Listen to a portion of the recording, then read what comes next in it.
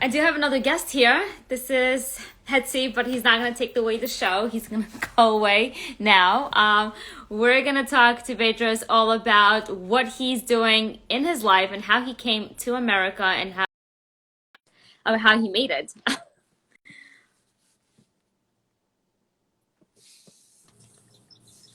Hi. Hey, Liana, how are you?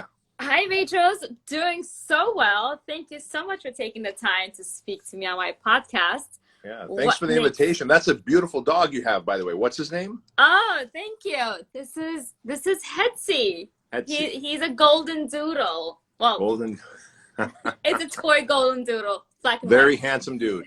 Thank you, thank you, thank you. Mhm. So, so I'm so happy to have you here and talk about how you made it in America as an immigrant. And I mean, I heard you on Clubhouse and I was fascinated. I said, I need to speak to this man about his secrets to success. How did you start your business? It's all those little things that lead up to this overnight success, but really is not. So they Sure. just get into, you running away from Armenia, right? Yeah. Your father was a tailor. He was, had not a bad position. And it happened to be that he probably got fed up with all this BS and wanted a life on his own and not be dependent on the communism.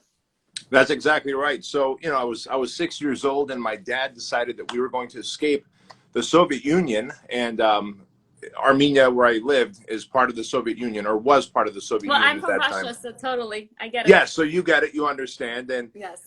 both of us being immigrants to the United States, I think we see so much value here.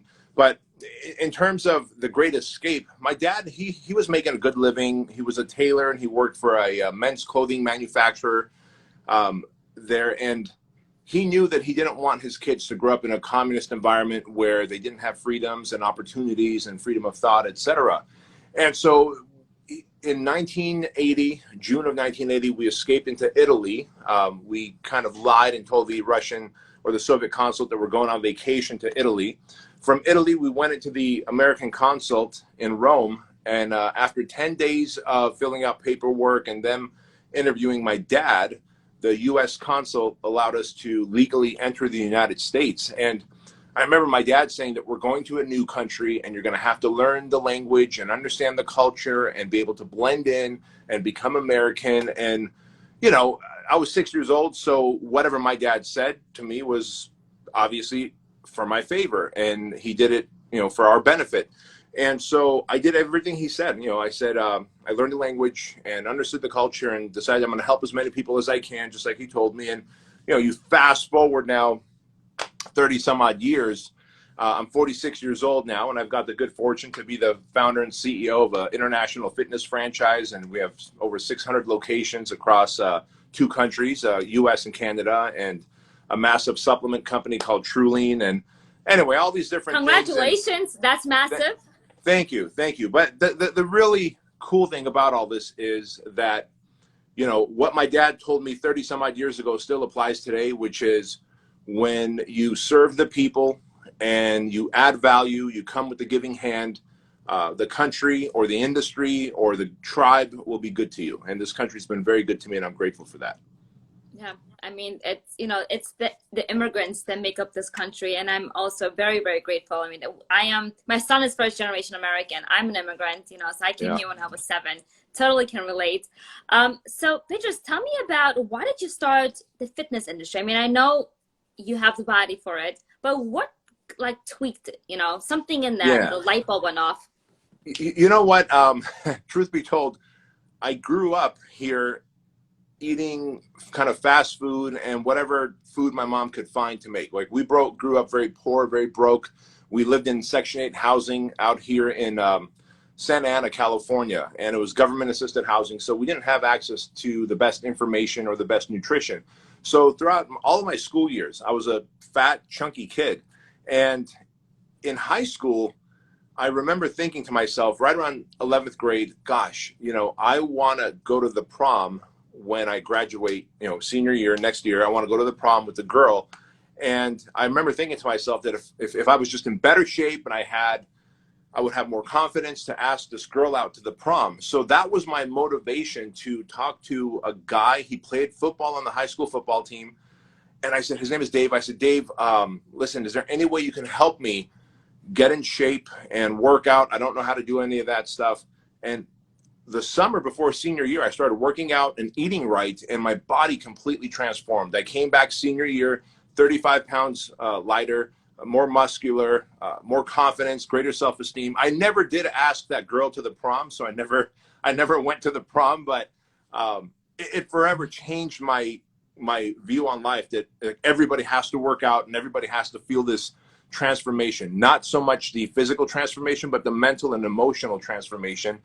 And so I knew that I wanted to be a personal trainer. And that was the start of my career in the fitness industry. And like everybody who kind of goes in the fitness industry, you start off as a personal trainer in a big box gym. I had two side jobs. I worked at Disneyland as a busboy. And then at nights, I worked as a bouncer at a bar.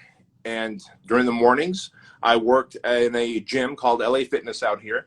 And I'm making $13 an hour. I loved training people. And the one thing that changed my mind about going from an employee to an entrepreneur was one of my clients. His name is Jim Franco, and he was a personal training client.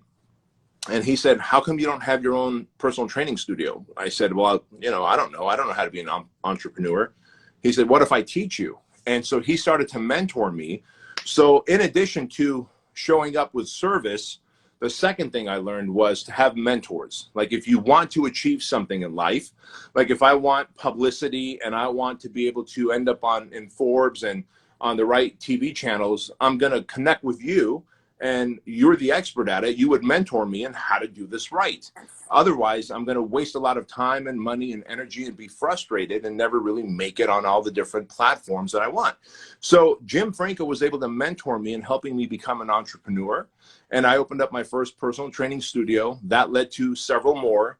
That led to me realizing that I can be an entrepreneur. And everything else from there was just, I had my adversities as I was growing the brand of Fit Body Bootcamp. But the bottom line is to have a great mentor who can guide you along the way, so that when you go, hey, look, now I've got employees. How do I talk to employees who are not in line with my vision? And to have someone go, here's what you should do. It's such a powerful thing. Absolutely. And speaking of which, when you did start your business, obviously for all the entrepreneurs listening here, what were some of the challenges you have faced? I mean, were there points in your life where like, you know what, I'm not good enough for this? Yeah. Self-doubt is there for a reason. People think, I need to get so good that I don't have self-doubt. When you just think back to when we were cavemen and cavewomen, if you're in the cave and you're hungry and you're like, man, I see there's a couple of apples on the tree out there, but I also hear the saber-toothed tiger growling. Now the saber-toothed tiger wants to eat you. You want to go eat the apples that's out there. And so you have self-doubt whether you're going to be able to make it from the cave to the apple tree to get those apples and to come back to your cave, because you can hear the hungry saber-toothed tiger. But at some point, you have to also have faith. So when we have doubt, we also have to have faith that I can. If I practice, that there is a chance I might lose my life. But if I practice, the odds are I'm going to make it to that tree and come back with those apples. And so I did have self-doubt. But again, when I would talk to Jim Franco, my mentor, about it, he says, good. Self-doubt is going to help give you almost like a self-preservation mechanism. Because if you just haphazardly said, hey, I'm going to be successful, I just need to go buy this and buy that gym equipment and sign that lease and do all this marketing, he goes, you might fail. But if you have a little bit of self-doubt, a little bit of fear, that's going to help guide you in making the right decisions. And that's what it did. Have I made bad decisions in business? Absolutely. I didn't know how to deal with the Federal Trade Commission. I didn't know how to deal with the state of California when we became a franchise. And so they threatened to fine me for $2,500 for like 115 locations that we had. $2,500 per location. But I started to negotiate and talk to them and talk my way out of that fine. And so if we wait to have every single piece of information that we need before we can launch into being a successful entrepreneur, or I need every single fat loss and nutrition information before I can start my weight loss journey, or I need to learn how to be the best husband ever before I go into a marriage. You're never going to have all the information. You're going to die before you get all that information. So sometimes you have to have the self-doubt and fear, but step forward in faith. Had that leap of faith, and you can't always be ready for anything. I mean, Correct. like, just do it. I was never ready for a dog. I said, you know what? I want it. I'll be ready for it when I get it. Exactly. So now, all the books in the back of you, I will love to know, what is one book that really transformed your life? Oh man, okay, that's a really tough question, Liana. If you're gonna put a gun to my head and there was one book, I would say it is Napoleon Hill's book, Outwitting the Devil. Oh my God, I just got it. I need to read it. Yes, I love Great Napoleon book. Hill. Yeah, great book. Outwitting the Devil. A lot of people know Napoleon Hill for his other book, Think and Grow Rich. Think and Grow Rich. Thank you. Yeah, and Think and Grow Rich was his second book. His first book that he wrote was Outwitting the Devil. Oh, wow. It didn't make it to the market until 2011. So he wrote it in, let's see, either in the 40s or 50s. His family said, this is so controversial that you cannot publish this until we all die. So his estate published it in 2011. If you look at the book, if you look at the back, it'll say published in 2011, even though he wrote it some 50 years earlier. And it's because it was so controversial at the time, the message in it. I don't want to ruin the message for your audience. I can't wait. Yeah. Yeah, when you read or listen to on audio Outwitting the Devil, it will completely change your perspective on life and what your purpose here on this planet is for. Thank you for that. So now, since COVID happened, what is one thing you have learned about yourself and about your business? Oh, man. So since COVID happened, I learned that I'm still growing as a leader. You know, when a crisis or a chaos happens, it brings to earth, it shows the broken pieces in your system. So we might have this great system. Like a lot of friends of mine come from the military world and they go, hey, Bedros, is your house safe and secure? Yeah, we got a dog, we've got an alarm, I've got guns, I know how to use the guns, blah, blah, blah. And then they come and visit me. They go, oh, look, I found 3 places that I can break in and come and kill you before you ever actually get out of bed. It's like, oh, wow, thank you for telling me that. Now I can fix that. So with COVID, what I learned is I thought I was a great leader. What I learned is leadership in good times is easy. You share your vision with people. You communicate your vision with those people. Those people could be your employees. They could be your clients and customers. They could be your family, and everything's good. And if your employees don't share your vision, then you part ways with them and you get employees who do share your vision. Same with your customers. However, in a time like COVID, where people had so much fear, they had so much uncertainty and doubt, having a great vision isn't enough. I realized that as a leader, I had to first give hope to my franchisees. And so one of the scars that I found, and if you've ever done jujitsu or boxing or anything like that, you know, you can't punch your training partner full strength in the face because they're going to get hurt. So you always have to hold back a little bit. Same in jujitsu, you can't go all the way.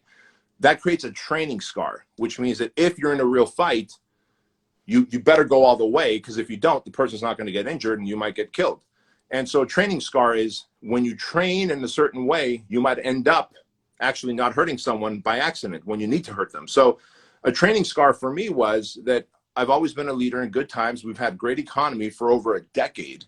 And so now that the economy tanked, now that gyms were closed, and here I am sharing my vision, how we're going to shift from training clients in gyms to moving to online coaching, I realized the number one thing that my franchisees needed was not the vision, but they needed hope. They needed for me to say that I'm scared as well, that I'm uncertain, that I'm not sleeping well, that I'm worried, and that we're going to come out of this together as a brand, and we're going to be okay. And once I shared that with them, then they felt hope. Then I could share the vision and move on. So that was a really good experience for me. Looking back, I would never want to go through it again, because nobody wanted my job as the CEO of a fitness brand during 2020. All my friends with the blue check marks would reach out to me and they go, hey, are you still alive? Are you okay? You know, it was a bad time. Yeah. But speaking of which, though, you do have your business consultancy business. Let's talk about that, right? Yes. Company. By the way, speaking of training scar, I see Harley Elmore. I was just with him this past weekend. Oh. Mr. Elmore, he just commented, he said training scar. It was something that I've learned from him and something that I've learned from jujitsu, et cetera, where, anyway, that I talked about, but it's funny that he talks about training scars in his teaching of martial arts, et cetera. Sorry, what was your question? Yeah, so you also have another business, right, which is the company about consultancy and how you help businesses, I guess, thrive and you give advice. Can you talk about that? Yeah. So, when you've been in business long enough, and now I'm in over my 20th year in business, I've started 7 companies, sold 2 of them. In the process of actually getting ready to sell another one of my companies, I've been very fortunate to have great mentors around me.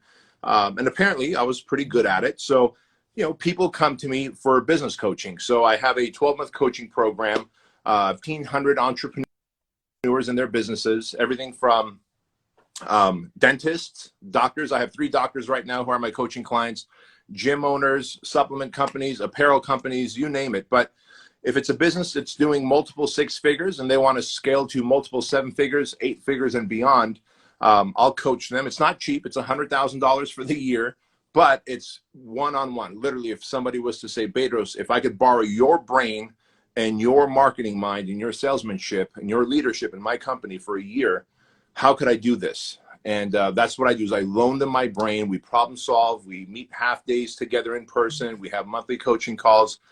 And it's so neat to be able to use my skills in other industries that I don't ever plan on going into, but seeing how the same skills transfer. In other words, find a problem that people have. It could be hurting teeth or it could be heart disease. Find a problem they have. Be really good at solving that problem. Be so good that you are known as an authority or celebrity so you can charge an obscene amount of money for it. And then get those customers and learn how to market and sell. And if you can do those 4 things, you're going to do all right in life. I do have to tell you that 100,000, you need to go up. Raise it up. You do have to. You bring so much value. And Thank I think it's, with everything that's happening, now everything went digital even more so, and you're an expert and you learned so much how to take your business digital. So I think the price should go up for everyone that's listening. It's my fault. It's funny. I just saw Howie Zales in the comments say, best entrepreneur coach you can ask for. Howie is one of my coaching clients, great guy. And he is one of those guys where he started off as a cameraman for the sports industry, for like wrestling and football, et cetera. And then he realized that, there's these young camera guys that are coming out of school who don't have the experience. And today he coaches and he works with young camera operators who want to break into that sports filming industry. And he does a phenomenal job with it. But thank you for that. Of course, my pleasure.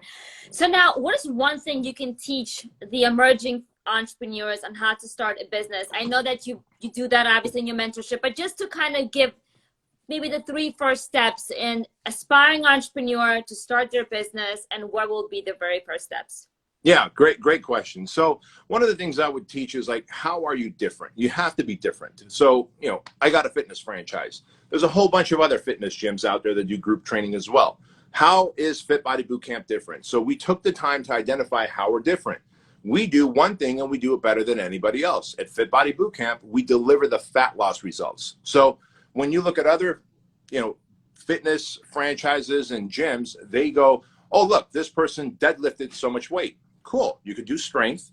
You could do, oh, look, they hit their 500th workout or 20th workout. Great. But not everybody signs up. In fact, most people don't sign up to a gym to do 100 workouts or 200 workouts. They sign up because they weren't sleeping well last night because they're stressed and worried about their weight loss and they can't, or weight gain, they can't do anything about it. And they've tried everything, diets, workouts, whatever.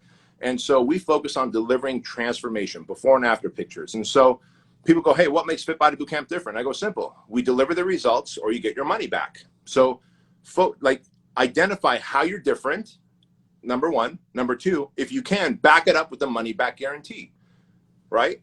And then number 3 is niche. Everybody, for example, I'm going to use the fitness industry again, but most people who want to open up a gym say, oh gosh, I could train anybody, male and female, and 8 to 80 years old. It doesn't matter if you're 8 or 80. Well, that's great. That's pretty wide. How are you going to market if you're running Facebook ads to both genders and then both 8 to 80 years old? But Fit Body Bootcamp again, we market to women 30 to 60 years old. Typically, they've already had a child or two or three. And so we know that our clients, and if you're a woman listening to this, you might be able to resonate. We know that our clients, they don't want to do jumping jacks. They don't want to do jump on boxes, because the moment they do anything jumping related and they've had a kid, they've had a baby, they're probably going to pee themselves a little bit. Heck, when they sneeze, they pee themselves a little bit. So we are so good at training our clients specifically the way they want to be trained. We know our clients don't want to have mirrors in the gym. And so we don't have mirrors in our gyms because it's intimidating. Wow. So we know our market, our avatar, that's what it's called, right? Our niche. We know our avatar so well. We deliver the results that they want, which is fat loss. We promise to deliver the results where they get their money back. So they have a 30-day money back guarantee. Then when they start the program, that if they don't start seeing results, here's their money back. And then we only market to a very specific type of human. And so if you can do that, then you can speak to their fears, their frustrations, and their desires. But if I'm trying to market to male and female in the different age groups, well, maybe a guy like me wants to still get bigger and stronger. So your marketing has to be about build muscle and get strong. Now, if you're going to try and market to women, you have to talk about getting lean and having flat tummy and losing fat so you can fit into your little black dress.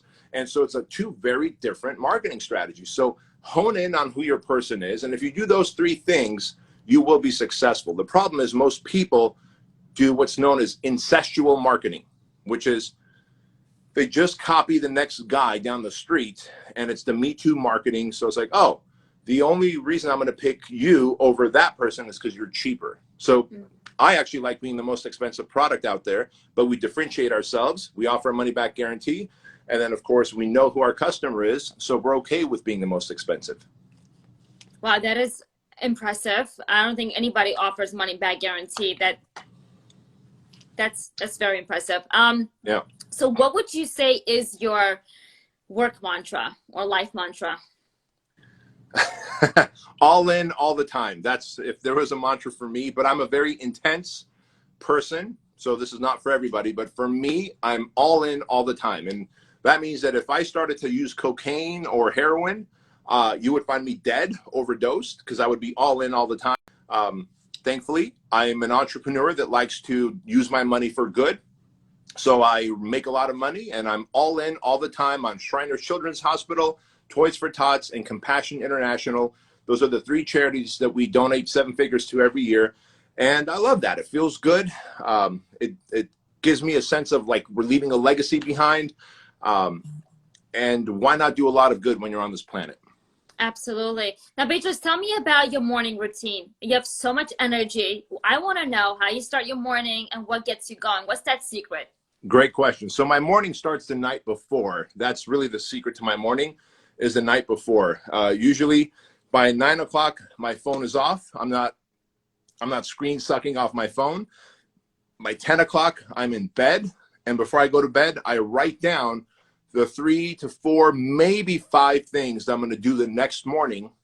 And I call that my GSD list, get shit done list. And I'm not talking like put up my Instagram post, not stuff like that. My GSD list consists of things that are going to make me money. So my email broadcast, what am I going to promote? Am I going to promote the franchise? Am I going to promote True Lean supplements? Am I going to promote my men's development program called The Project? Am I going to write an email to a business partner that I own a software company with and say, hey, look, here's one of our next strategies we need to do to make the next $100,000 a month. And so I make a list the night before, and that's important because you're doing a brain dump. You're taking it out of your brain, putting it on a piece of paper, which means now it's not going to swirl around in your head while you're sleeping, keeping you awake. I bring 30 ounces of water with me upstairs. So as soon as I wake up in the morning, I'm going to drink 30 ounces of water because your body's dehydrating all night. When you're breathing, you're exhaling, which means your brain, which is literally 70% water around your brain, needs that hydration. And so my phone is off because I'm not getting that blue light stimulation, and I'm not seeing people fronting with their bullshit fake lives on social media, making me feel like I'm not living to my fullest potential. That's all bullshit. So turn off your phone an hour or two sooner. Make that list of things that are going to make you money that you're going to do first thing in the morning. And then, of course, bring your 30 ounces of water upstairs or wherever your bedroom is and drink it first thing in the morning. And then when I wake up, my phone is literally, I don't check my phone in the bed. Everybody wants to check in on Instagram, check in on Facebook.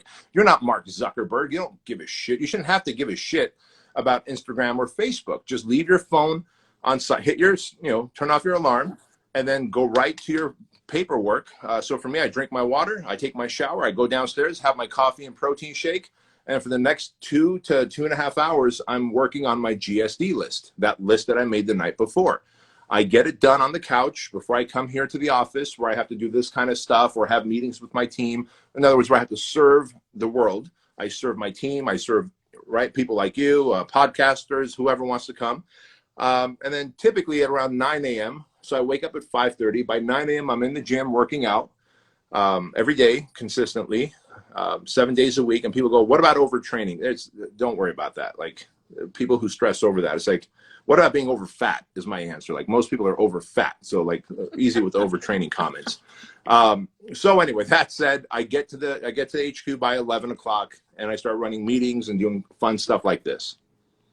Amazing. Wow. Your day is filled up. I mean, do you balance it with anything else? I mean, what do you do for yourself? Well, I work out for myself in the mornings. Your thing. And that's so, your meditation. Yeah. That's something that you...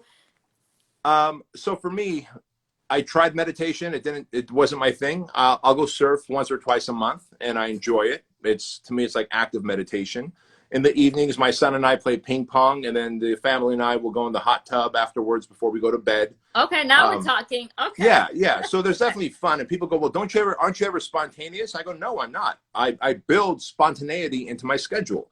Okay. I will have Joan, my assistant, add my surf days to the calendar. If I'm going to go out shooting to the range, it's already on my calendar. I don't wake up and I go, oh, you know what? I'm going to go surfing today.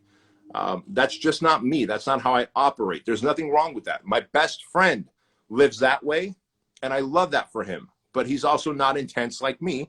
He surfs 5 days a week, twice a day, but he's also not doing what I'm doing. And so that doesn't make it right or wrong. I figured out what my purpose is on this planet, and I need control and structure. He needs to be a bit of a hippie, and that's okay. When did you find out that you found your calling? This is what you were meant to do. When did that happen in your life?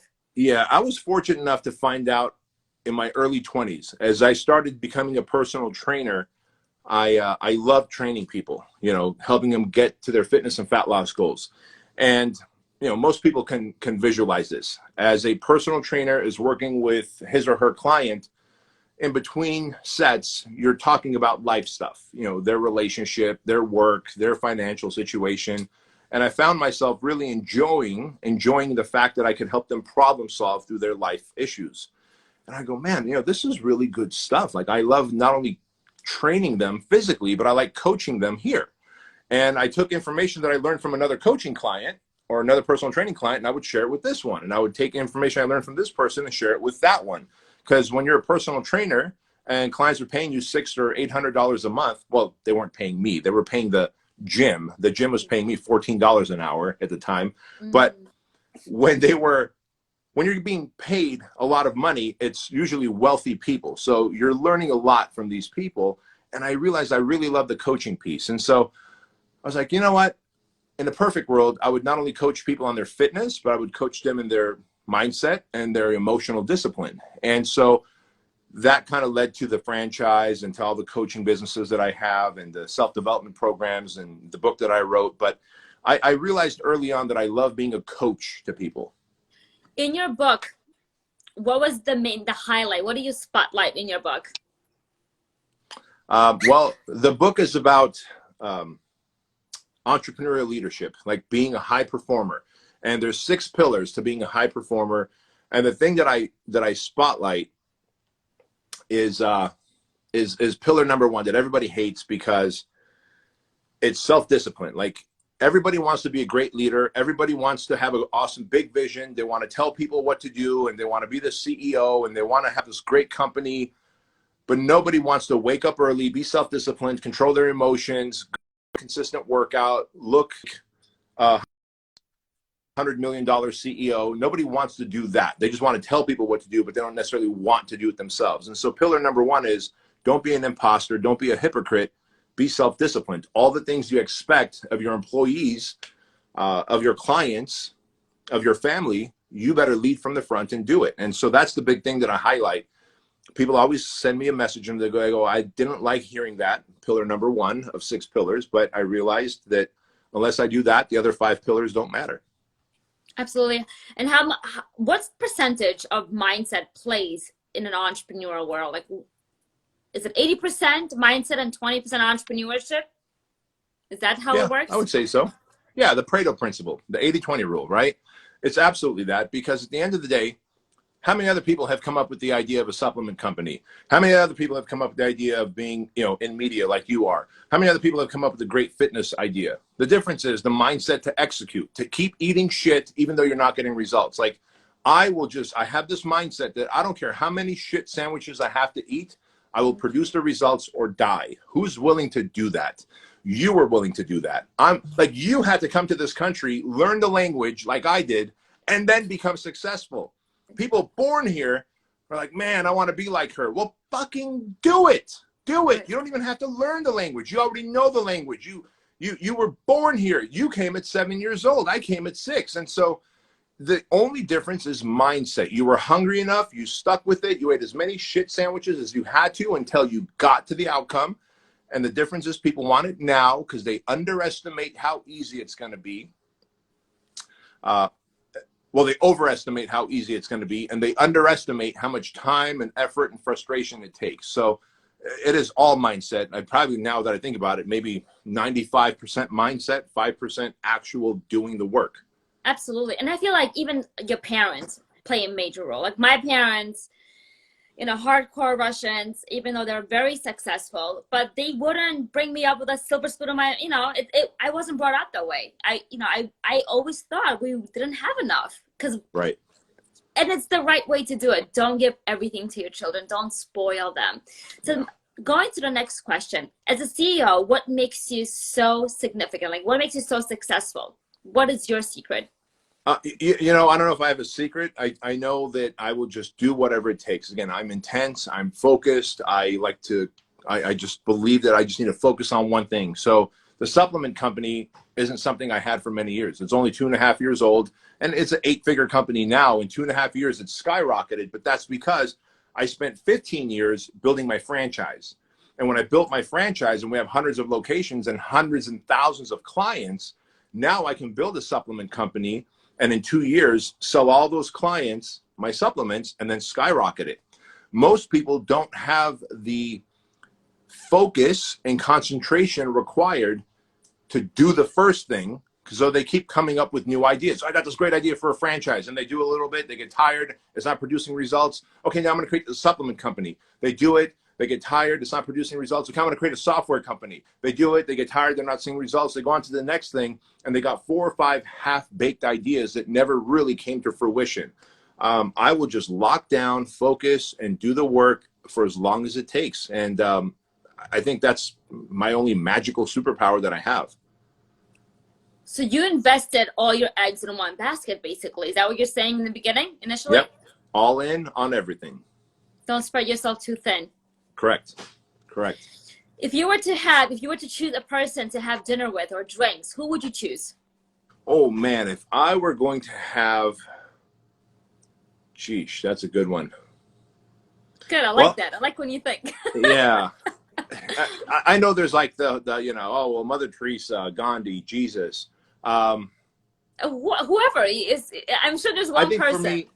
For me, it's going to be Napoleon Hill, because if he wrote those 2 amazing books, Outwitting the Devil and Think and Grow Rich, what else did he know and have understanding about that he didn't have the time to write, or maybe just didn't have the desire to write?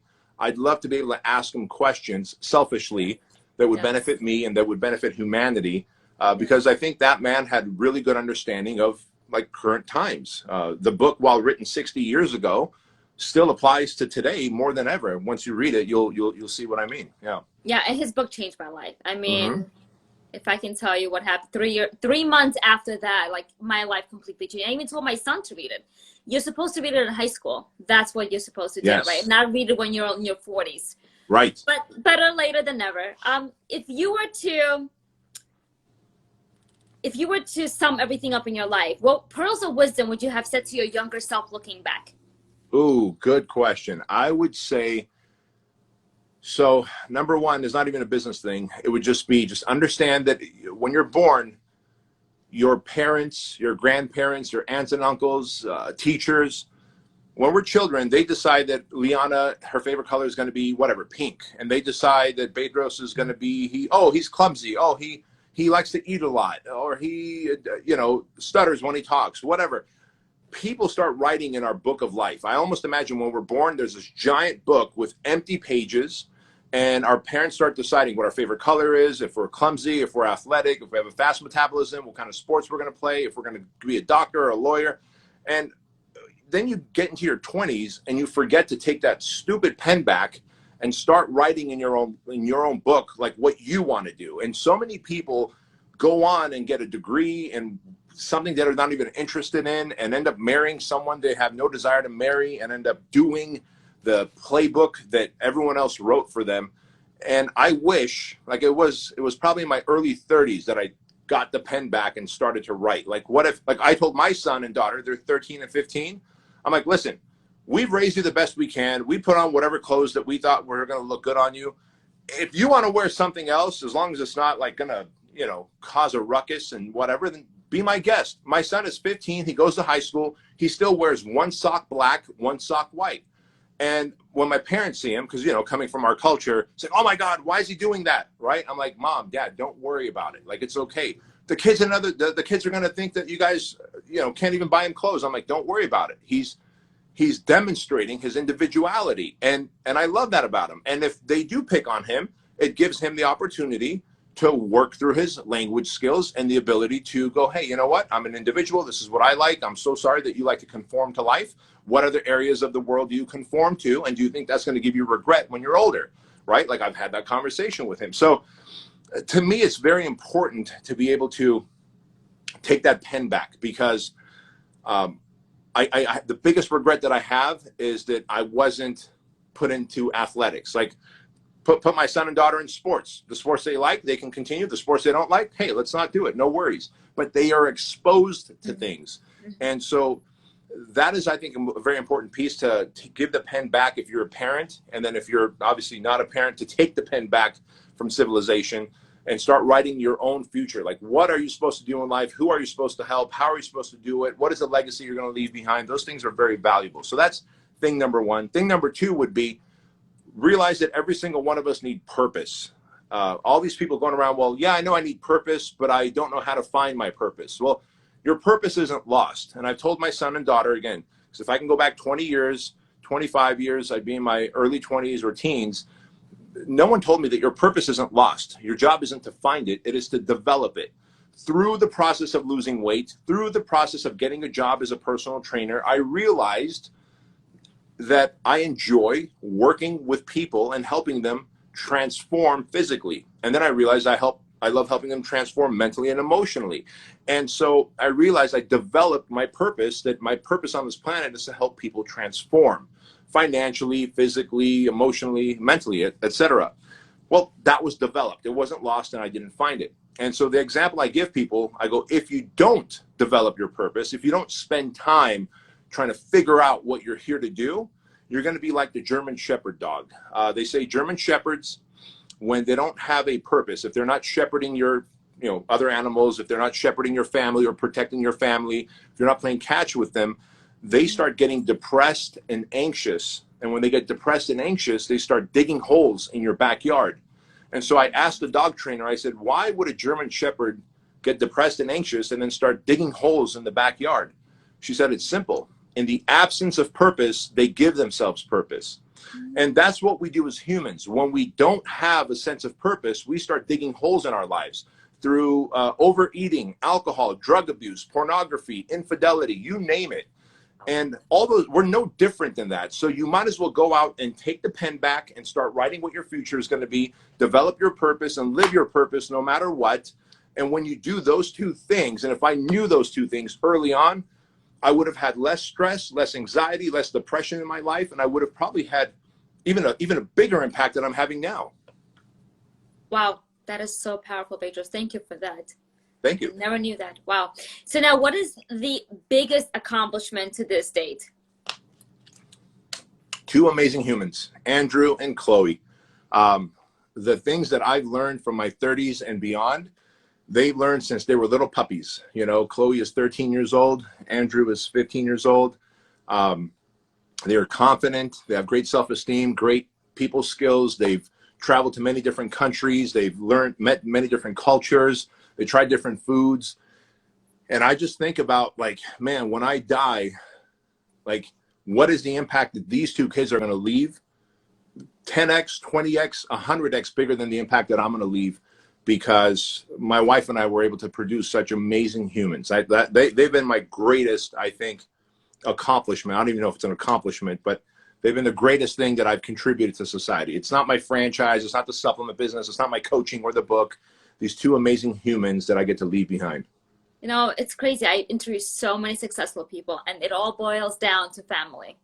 It doesn't matter like how rich they are. It boils down to family. And I feel bad when they don't have a family. They're not as happy. So family is so, so important. And just to wrap up this conversation, Bedros, it was such an honor to speak to you. What makes a woman? I mean, this show is about, you know, entrepreneurship, women, kicking ass. What makes a woman in your eyes as an entrepreneur? You know what? I think just in general, what makes a woman is what makes a man. Confidence, the ability to step through fear no matter what, and to not let society put you in a box and say that, hey, as a woman, you're not qualified for these things. I think you're just as qualified as anybody else, and go out and earn it. Like, if my daughter's like, hey, Dad, I want to be an astronaut, but it's a man's job. Well, Chloe, go figure it out and become an astronaut. I want to be a firefighter, Dad. Okay, Chloe, let's put some muscle on you. Let's put even more speed on you and go be a firefighter and figure it out and do that. And hey, Dad, I'm being harassed by those guys. Well, Chloe, let's figure out what you need to do to win their respect, just like they get from their peers. If not, I'm going to teach you how to give them a black eye. It's as simple as that. Sometimes violence is the answer. And, you know, that's what makes a woman as well. It's okay to be violent. Yes, in order for them to learn a lesson or two. Well, thank you so much. You're welcome. From Hetzie and I. This is such an honor. You're amazing, Bedros. Thank you. And I can't wait just to, you know, get in touch with you further. Also, can you please tell us where they can find you for mentorship? Yeah, the best place to find me is just if you Google my name, Bedros, you start writing Bedros, Google will find you. Just go to my website, bedroskeuilian.com, or just follow me here on Instagram and shoot me a message and say hello. Thank you so much. Take care. All the best. Take care. Talk to you soon. Bye. Bye.